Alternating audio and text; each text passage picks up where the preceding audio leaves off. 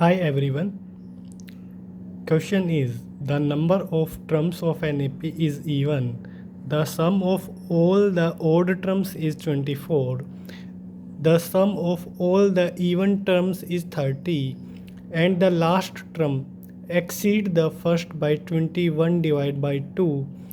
Then the number of terms which are integers in the AP is option A is 4, option B is 6, option C is 8, option D is 10.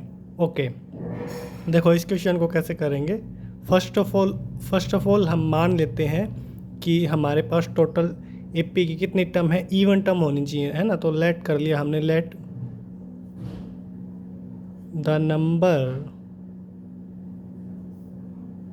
Of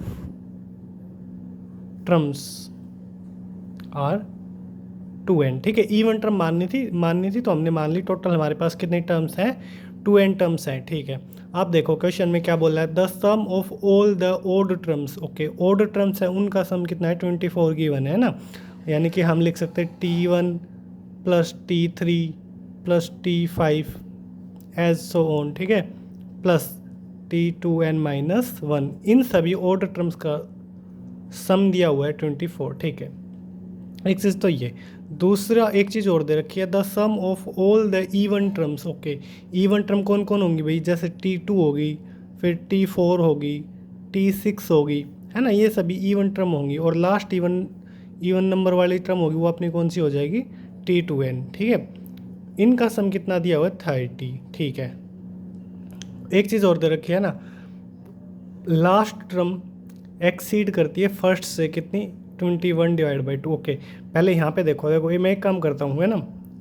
ये question 1 मान ली मैंने, ये और 2 मान ली। ठीक है, अब हम क्या करते हैं, सेकंड में से फर्स्ट को सब्ट्रैक्ट करते हैं। ठीक है, ओके देखो T2 माइनस T1 प्लस फिर T4 माइनस T3 प्लस फिर T6 माइनस T5 प्लस, ठीक है, फिर लास्ट में आएगा T2n-1। ठीक है, और 30 में से 24 गया तो 6।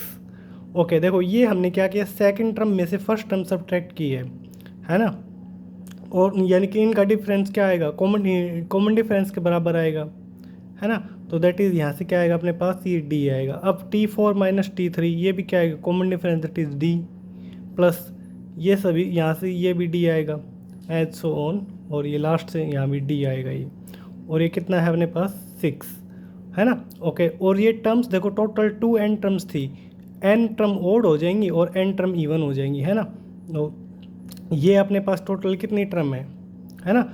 इसके कॉरेस्पॉन्डिंग ये वाली हमने यहाँ पे लिखी, फिर इसमें से ये सब्ट्रैक्ट की, फिर इसमें से ये सब्ट्रैक्ट की, दैट इज़ ये अपने पास n पेयर्स बन जाएंगे, है ना। यानी कि कितनी टर्म होगी, n टर्म्स होगी।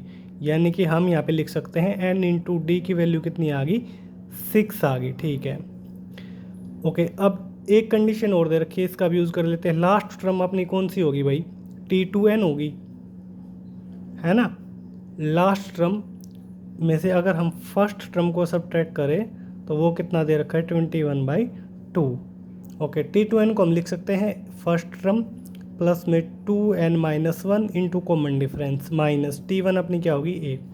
ये दे रखा है 21/2, A से A कैंसिल आउट। ठीक है, ये अपने पास आ गया 2ND-D की वैल्यू कितनी आ गई, 21/2। एन डी की वैल्यू मैं यहाँ पे 6 रखूँगा, ये आएगा 12 minus d is equal to 21/2।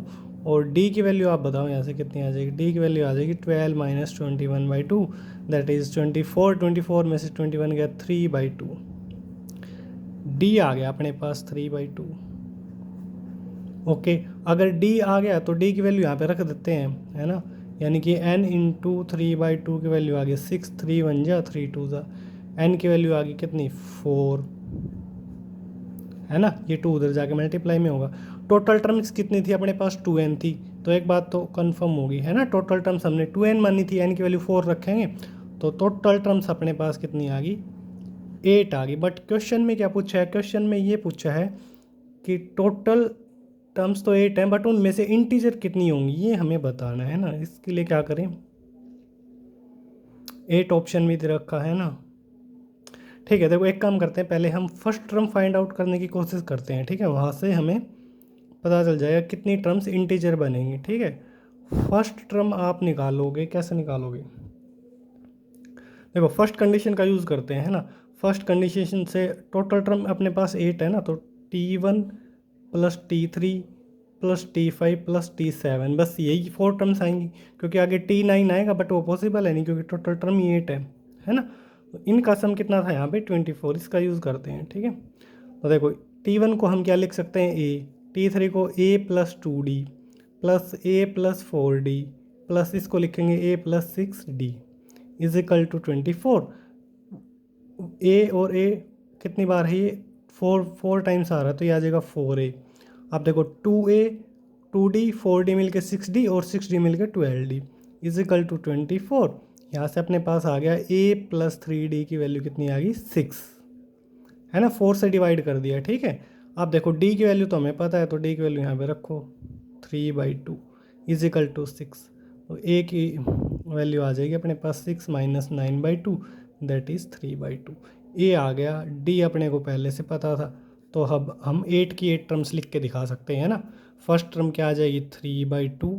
ठीक है, और फिर आप इसमें 3/2 ऐड करोगे तो ये आएगा 3, है ना। फिर आप इसमें 3/2 ऐड करो तो ये कितना आ जाएगा 9/2, है ना। 9/2 आएगा ना, 3 प्लस 3/2, यस। ठीक है, अब आप इसमें 3/2 ऐड करोगे, ये आ जाएगा 6। ठीक है, और ये फिर कितना आ जाएगा, इसमें हम 6 फिर 3/2 ऐड करेंगे 6 में, है ना।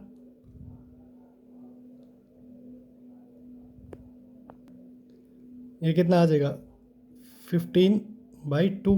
इसमें फिर 3/2 ऐड करो, ये आएगा 18/2 डेट इज़ 2 से डिवाइड करेंगे 9। फिर इसमें आप 3/2 फिर ऐड करो, ये आ जाएगा 21/2। फिर इसमें 3/2 ऐड करेंगे, कितना आ जाएगा 1.5 ऐड करेंगे दैट इज़ 3/2, तो ये आ जाएगा 24/2 दैट इज़ 12, है ना। होगी 8 टर्म्स हुआ, first term, second, third, fourth, fifth, six, seventh, eighth. Okay, अब देखो इंटीजर इसमें से कौन कौन से है। सेकंड टर्म इंटीजर है, फोर्थ इंटीजर है, सिक्स्थ वाली भी इंटीजर है और एट्थ वाली भी इंटीजर है। दैट इज़ इंटीजर टर्म्स कितनी आ गई अपने पास 4 हैं। ठीक है, ऑप्शन ए अपना क्या हो जाएगा, राइट आंसर हो जाएगा।